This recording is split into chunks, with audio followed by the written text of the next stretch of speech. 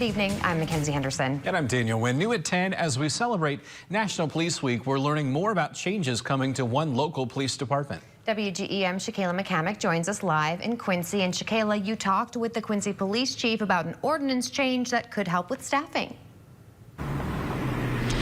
Yes, Mackenzie and Daniel, a new ordinance passed in City Council on Monday allows officers who leave after having 2 or more years of service with QPD to come back and make the salary they were making before leaving. Prior to Monday, Quincy Code stated that if a QPD officer worked for the department for at least 2 years, left to work elsewhere, and then returned, they would make starting salary. Chief Adam Yates says passing the ordinance and allowing the code change will offer experienced officers an incentive to come back and serve with QPD.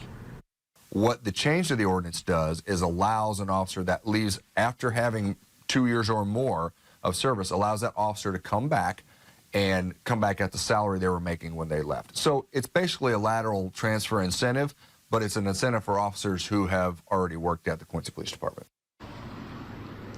With the Quincy City Council passing the ordinance, the new city code is now in effect.